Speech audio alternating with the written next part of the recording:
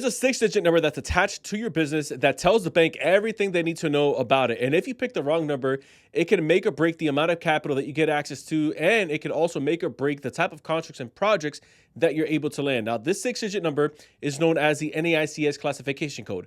Now, most people see it as one-dimensional, meaning I just need to have a specific industry that I'm involved in, and that's what I'm going to select. So I'll give you an example. There's a lot of different information out there, unfortunately, that says if you just select that you are in a consulting business, then you're good to go. That couldn't be further from the truth. I'm seeing it happen in real time, especially with how smart AI is getting to sniff a lot of this BS out. And so this is actually something that I've been talking to my clients about internally over the last year. And we're now starting to see more people kind of catching on and saying, hey, yeah, you can't just slap on any industry to your business. And so if you don't know how this actually works, the 6-digit classification essentially buckets you into 4 different spheres, or into 4 different buckets, so to speak.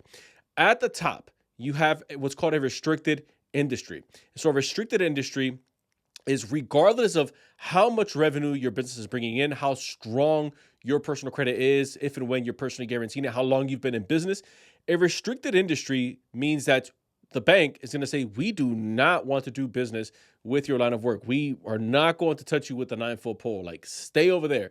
And there's a lot of people that don't realize that, and when I say people, I mean business owners and entrepreneurs and even real estate investors don't realize that they are essentially building a business on hard mode. And so every time they go out to land a contract, every time they go out and they're trying to maybe get access to a vendor account or to a supplier, what gives? I keep getting denied. I have revenue, I have the strong credit, and it's because they don't know that they're being bucketed in the worst bucket of all, which is the restricted industry. The third tier, the third type of bucket that unfortunately people miss or get landed in because they're missing this piece right here, which is getting structured properly, is going to be the restricted industry. Now, the restricted industry, contrary to what most people believe, you can still very much so get access to business capital with being considered a high-risk business. So I'll give you an example. This would be trucking. Trucking a couple years ago wasn't necessarily considered high risk. Now it's more so along the lines of high risk, borderline restricted, with what's happening in the economy and just where the industry is as a whole.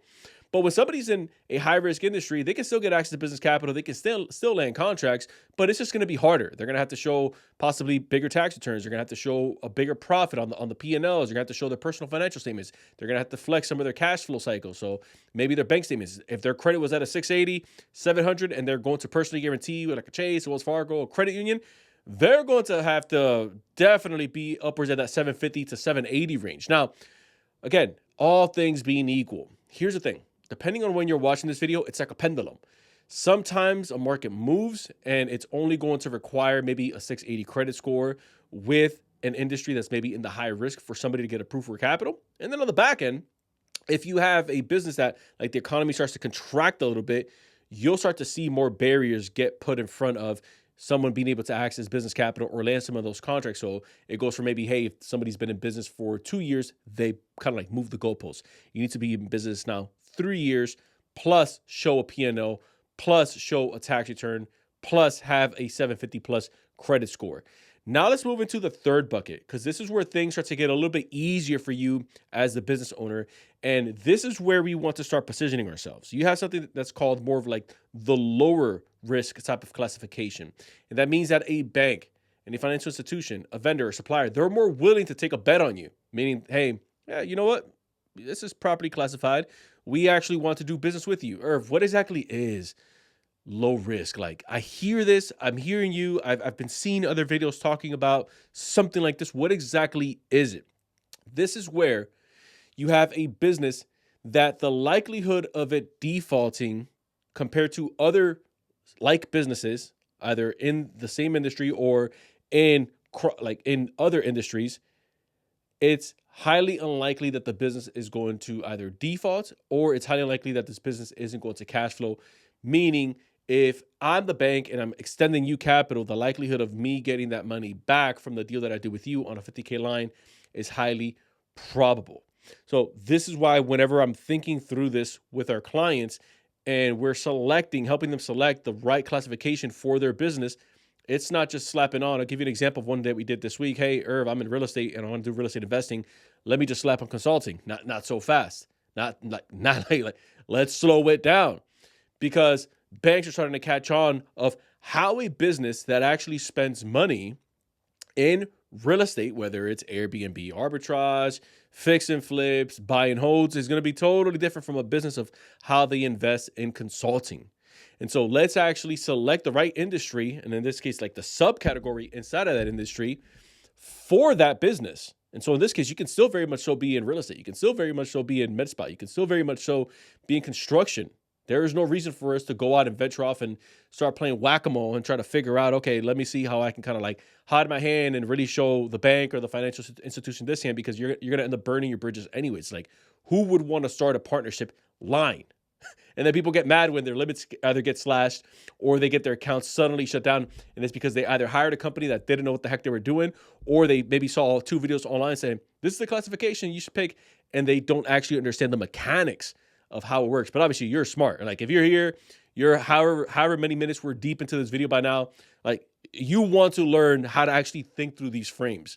And then the fourth bucket, and I don't see a lot of people talking about this, but it's one that we want to live in with our clients every chance that we get, is going to be the preferred industry. And the reason why we like to be in the preferred industry is because you now have 2 things working for you. You have an industry that is, number one, considered low risk, aka we're not going to go out of business based on all the metrics that this industry has around it. And so like the likelihood is like less than a 2% if we're built right. And then the second piece that it has attached to it that makes it a preferred industry is that the bank actually says, we like lending to this kind of business. We like extending capital out to this kind of business. We want to do business with your line of work. And so this is where you find a happy medium. It's almost like match made in heaven, right? It's like, yes, let's get married. Let's do this. You find a happy medium between the business and the bank, and it's like happily ever after. This is where you start seeing some of these crazy offers that come in, 100K, possibly no tax return needed, $100,000, and you don't need to show maybe just 3 months of bank statements, $100,000. And as long as you've been with us now for the last 6 months, we'll extend that out to you. And obviously, I'm throwing that number out there. I'm not saying that that's what you're going to get, especially from watching a YouTube video, for crying out loud, right? There are no income claims here. There are no claims here of what you're going to get. This is for education purposes only. Like, I have no idea what your financial situation is. By the way, if you want me and my team to take a look at your business and where you're at and see how we can help you out, set a funding infrastructure in place and help you properly structure your business the right way, so that this way you can get access to business capital, more importantly, scale that as you continue to grow your operations. We'll love to connect with you. Book a call with us. That link is down in the description. I digress. So when we're looking at the industry classifications, Irv, what do we do with this? This is the last piece that I wanted to give you, because quick recap, we have restricted. We definitely don't want to live there. High risk, we can still play in that realm, but again, it's going to be really hard for us to get access to capital. Low risk and preferred industry. Remember what I mentioned earlier about pendulums. Sometimes you'll have a business, and this is why we're constantly updating it with our clients internally in real time, is sometimes you'll have an industry and you have a business that was once considered low risk, and then it kind of gets bumped up depending on where the economy as a whole. So if that industry is essentially getting whacked, you'll have that essentially that industry that gets bumped up into high risk.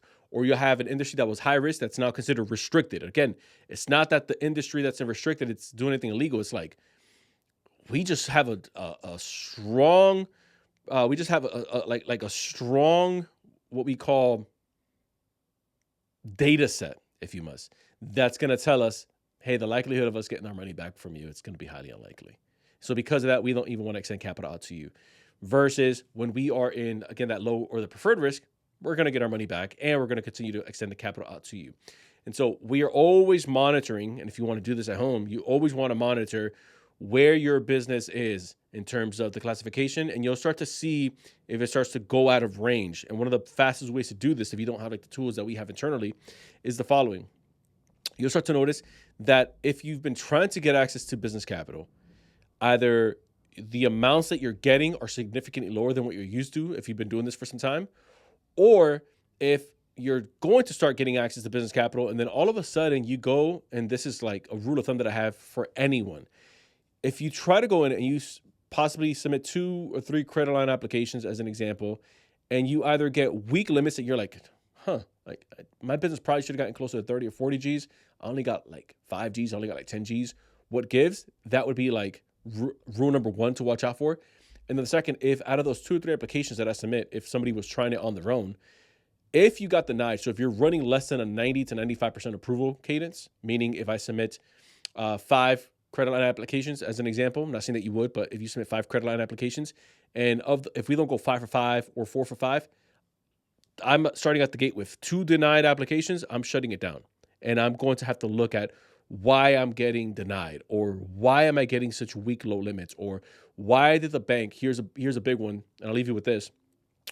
You've been banking for some time, and then all of a sudden your limits go from 70K to 30. All of a sudden your limits go from 50K to 15. All of a sudden your limits go from 15K to, hey, we're going to put your account under review. And all of a sudden you're getting your account shut down.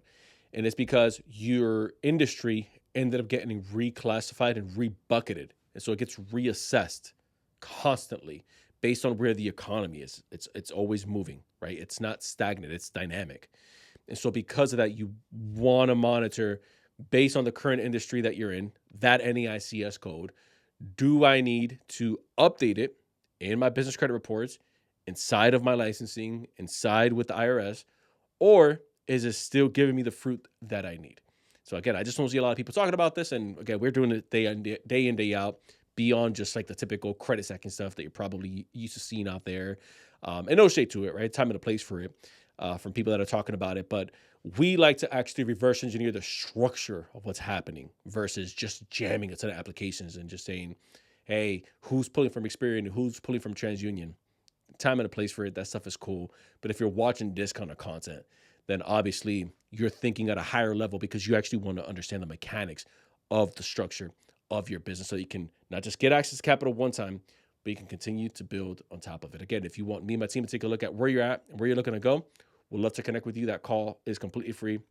You can book it down below in the description. And if you enjoyed this video, you'll love this one right here. Check it out.